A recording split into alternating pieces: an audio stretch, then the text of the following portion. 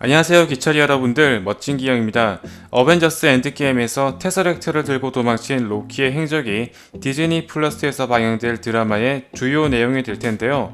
총 6개의 에피소드가 방영될 예정이며 장난의 신 로키답게 크고 작은 사건에 개입하여 역사를 변화시킬 내용이 다뤄질 예정입니다. 공개된 사진에서는 1975년 개봉했던 조스 간판까지 등장하는 등 과거의 시간까지 다루고 있는 것 같은데요. 공개된 내용과 로키의 성향을 바탕으로 어떤 내용이 다뤄질지 분석해 보도록 하겠습니다.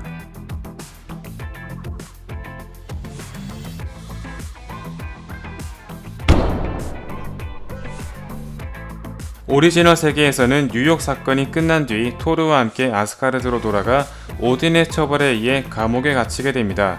지구는 오딘이 다스리고 있는 행성 중 하나로서 평화주의 컨셉을 유지하고 있는 오딘에게 있어 로키는 그야말로 중대한 범죄를 저질렀다고 볼 수 있는데요. 따라서 아스가르드로 돌아가는 것은 제 발로 불구덩이에 뛰어드는 것이라고 볼 수 있습니다. 즉 토르와 오딘, 헤임달의 감시를 피해 자신에게 유리한 지역으로 도망칠 것으로 보입니다.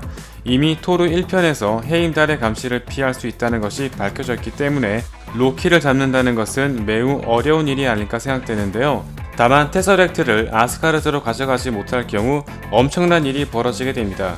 바로 바이프로스트를 수리할 수 없다는 것입니다. 토르 1편에서 토르의 망치에 의해 파괴되었으며 이그드라실에서 벌어지고 있는 크고 작은 사건을 해결하기 위한 가장 중요한 장치라고 볼 수 있습니다. 따라서 오딘과 토르는 무슨 수를 써서라도 사라진 로키를 찾아야만 하는데요. 과연 로키는 어디로 도망친 것일까요? 2012년 뉴욕은 로키가 뉴욕을 침공한 시간대이자 세계의 인피니티 스톤이 공존했던 장소였습니다. 캡틴이 회수한 셉터와 배너가 빌렸던 타임스톤, 그리고 로키가 갈취한 테서렉트인데요. 타노스와의 전투가 끝난 뒤 원래 회수했던 시간대로 모두 돌려놓았기 때문에 타이밍만 잘 맞춘다면 나머지 2개의 스톤과 아주 쉽게 접촉이 가능하며 공간이동 최고의 아이템을 보유한 상태이기 때문에 누구보다 빨리 이동할 수 있습니다.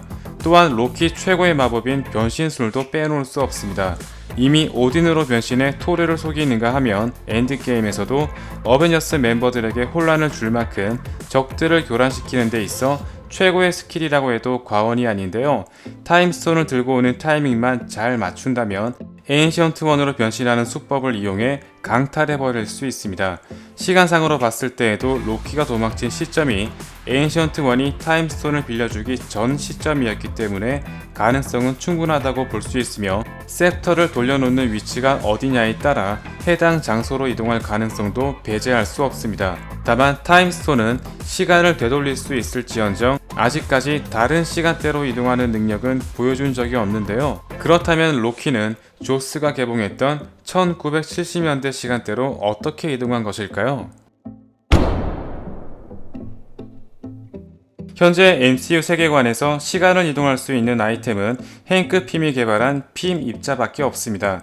핌 입자를 이용해 작아진 뒤 양자 터널을 통과하는 것이 유일한 방법인데요. 로키가 테서렉트를 들고 도망갔던 2012년 뉴욕 시간대에는 아가모토의 눈과 셉터뿐만 아니라 미래에서 넘어온 어벤져스가 보유한 핌 입자까지 공존하고 있던 상황이었습니다. 다만 캡틴과 토니, 앤트맨은 한 번밖에 사용할 수 없는 양만 가지고 있었기 때문에 다른 사람에게 나눠줄 만큼 충분하지 않은 상황이었는데요. 만일 토니와 캡틴이 1970년 뉴저지로 이동하자는 대화를 몰래 엿듣고 있었더라면 가능성이 아예 없지는 않습니다. 타임스톤은 시간을 이동하는 것은 무리일지언정 죽은 비전을 살리거나 무너진 생텀을 복구하는 것처럼 현재 시간을 되돌려 특정 부분만 원상복귀시키는 것도 가능한 아이템입니다. 과연 로키가 타임스톤을 다룰 수 있을지가 관건인데요.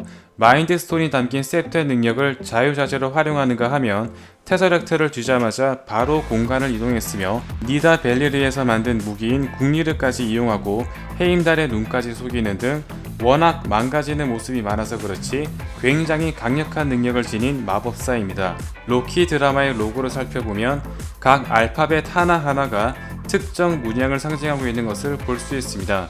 캡틴 아메리카 시빌워, 닥터 스트레인지 생텀 생토럼처럼 정확하게는 판단할 수 없지만 지난 과거의 중요 포인트를 상징하는 문자임에는 틀림없으며 드라마 스토리의 가장 중요한 포인트가 될 것으로 보여지고 있습니다.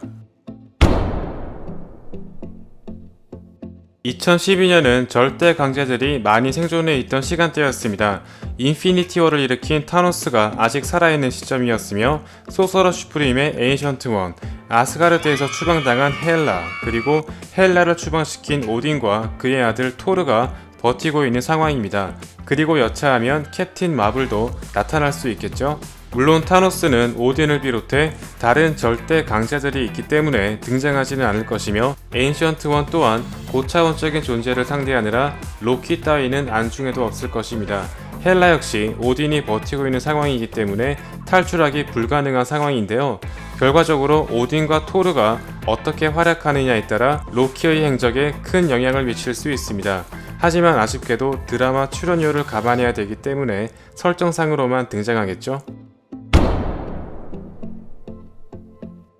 로키는 토르 1편에서부터 항상 왕이 되길 바라는 인물이었으며 오딘이 쓰러진 틈을 타 잠시 왕권을 지는가 하면 심지어 다크월드에서는 오딘을 지구로 유배시키는 막장스러운 일까지 저질렀습니다. 어벤져스 1편에서 타노스와 손을 잡은 것도 지구를 정복해 통치하려는 야망 때문이었는데요.